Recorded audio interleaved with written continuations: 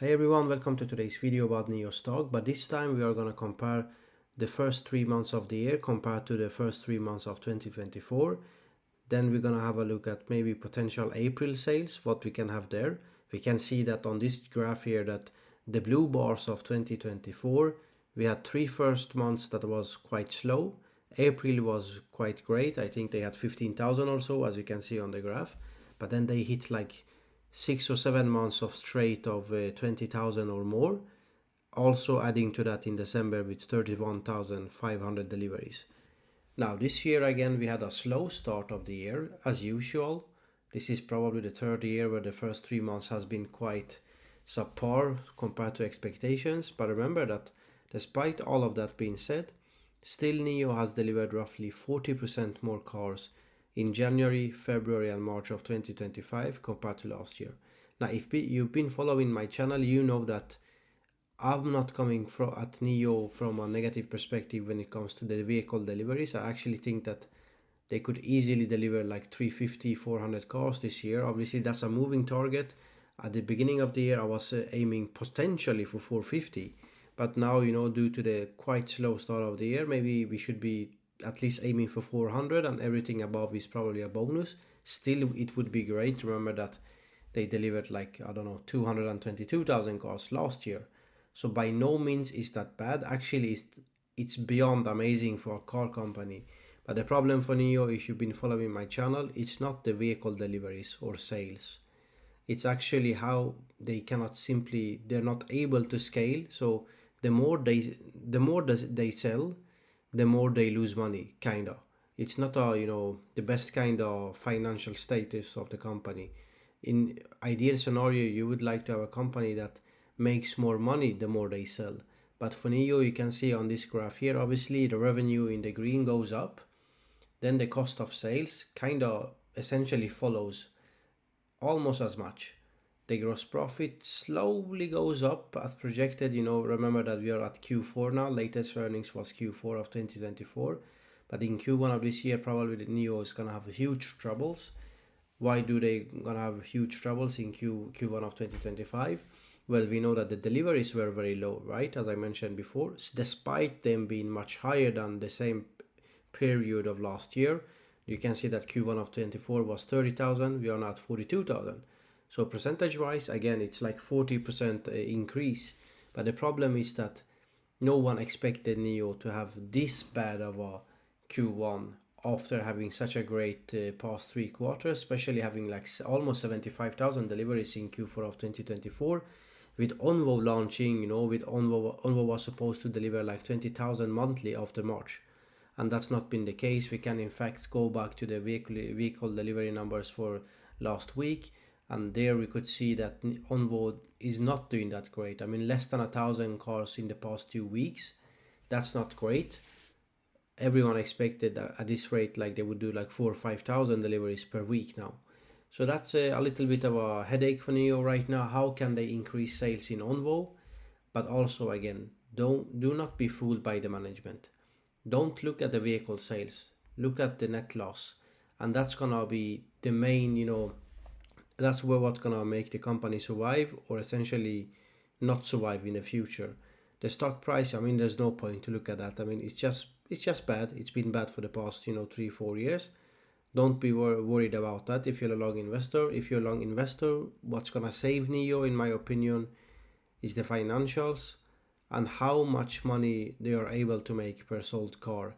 The problem right now is though that you can see here vehicle deliveries. Let's go to Q1 of 2025 with expected deliveries of 42,000 for this this up and coming quarter.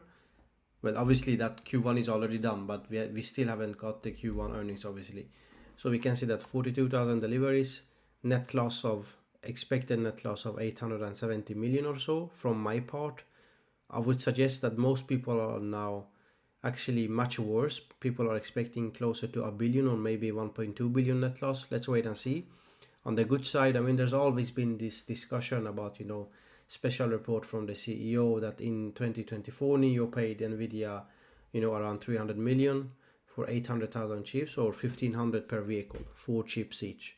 starting next month this will be phased out and NIO rolls out its own superior chips. Obviously, I don't know what to think about that, because in one point of view it's a great news, like, you know, they're making their own chips. Who wouldn't like that, right? It's fun for the engineering team, all that. The problem is, you know, you're competing with the likes of Nvidia, and is NIO going to be able to have the same quality of chips as Nvidia does? Because a lot of the competitors are buying Nvidia chips, right, for the automotive vehicles. Can NIO sustain this for like year in, year out? Because they might have a good chip now, but are they able to invest that kind of money to develop the second generation, the third generation, and so on and so forth? This is a costly, you know, investment, and if the car sales doesn't pick up, this might be very difficult. Remember that every company could afford, like not could afford, but every company would have wanted to make their own chips. Obviously, why not? Vertical integration and all that. But the problem is, if your volume sales is too low, it just doesn't make sense. Now, if NIO manages to deliver like 450,000 deliveries this year, I would suggest that they're on a very good path to at least offset that kind of cost for their own built in-house built chips. But the problem for NIO again is like they're losing so much money on everything else. The swaps infrastructure, like now they're almost at 3,300 with the average daily swap of 24 per swap stations, well below the 60 or so that NIO themselves have mentioned is the break-even point. Granted that kind of data point was a couple of years old, so you could argue that with the scale that NIO has right now, I would suggest that if they give an update to that 60 swap station break-even number, I would suggest that that's probably lower. Remember that the lithium carbonate price has been going down over the past 5 years. So after the peak in 2022 and 2023, we are well below, you know, the lows now. So the question is then, is that number old? You know, is the break-even point for NIO due to the scale, due to the input cost of the batteries, obviously, which should be a huge cost of each swap stations. I think currently they have like 23 batteries per swap station or something like that per station. That's quite a huge cost. In fact, let's look at the numbers quickly. We can, yeah, I believe battery per station on Gen 4 is 23, and the current maximum swaps possible per station is 480 per day. And again, looking at those numbers, they're currently at 24, 25. So it's a difficult math in my opinion. They need to stop building out the swaps infrastructure. That's my very confident point of view. I've been saying this for the past few months, and I do believe that if they manage to do that, cut down on the losses, you know, significantly, then sure, I mean, I can see why this company is undervalued. But the problem for me that the time is gone, you know, the time is gone for us saying that if they manage to cut net losses. I mean, we've been saying this for the past 2 years, right? I expected like Q3 of 2023, Q4 of 2024, or sorry, 2023, that they would slow down and cut down on the net loss, and they actually managed to do that. Remember that from the Q4 of 2023 to Q1 of last year, they cut down the net loss by almost 200 million in a single quarter. They managed to do that despite the sales of the vehicle deliveries decreased from 50,000 to 30,000. And then they managed to cut down that again despite increasing vehicle size to almost, you know, 60,000 to a healthy, at least relatively healthy 700 million. And at this kind of stage, you know, middle of last year, before the summer, I think everyone or most of us expected that, damn, at this kind of rate, NIO can easily go to 4, 5, maybe 400 million net loss. But fast forward a year and we are essentially at a billion or so net loss. So the problem is not, again, what I started the video with. The problem is not vehicle deliveries. Please don't get stuck on that, you know, vehicle deliveries. They can sell a billion trillion cars. If they don't make money on that, I mean, who's gonna, you know, benefit from it? So they have to show that they can make money from their vehicles selling at the current prices. But looking at the, you know, the revenue, the cost of sales graph here, it's a difficult math right now for NIO. The competition is still there. There's a lot of companies out there. XPeng, you know, BYD obviously. We have Ezekiel and Lincoln Company. We've got Tesla. I mean, Tesla had a nice rebound over the past couple of weeks, actually. In fact, if we look at the weekly insurance registration numbers, you can see that the year started, as I've mentioned previously, with NIO and XPeng surprisingly beating Tesla combined over the first 8 weeks of the year. But then something happens, like, in early February, we can see that, or late February, that Tesla suddenly increases their sales exponentially, like, well, linearly, I would say. 12,400, 30,000, 1,800, 15, 17, and almost 21,000 in week 13, a couple of weeks ago. But then they fall off a cliff again, and this is usually what Tesla does. It's very uneven in terms of vehicle deliveries in China.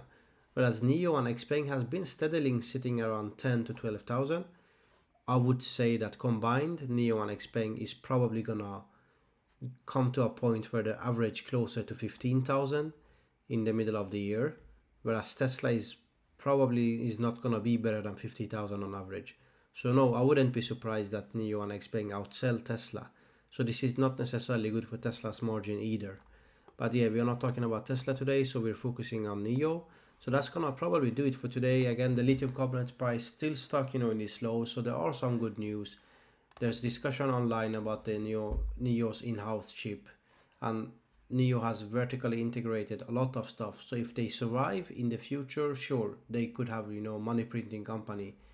But the way there is very risky. The cash position, if they continue to make these kind of giant losses of, I mean, a billion or so net loss every quarter, yeah, that's gonna become a problem very soon. So I guess that's gonna do it for today. Please like, subscribe, and engage in the comment section. And remember, I'm not trying to be negative on you. I'm just trying to maybe give you another point of view that maybe even myself and a lot of others on YouTube haven't done previously. We have to do our due diligence, and there might have been, better options out there in investment with your hard-earned money. So I'm not trying to, talk down your favorite stock. Again, everyone who has followed me knows that I've been, I've lost probably a couple of years of yearly like income on NIO. So I'm not trying to lie about that. It's been a mistake for sure until now. Let's see if it turns around. So thank you for your time, and please take care and see you in the next one.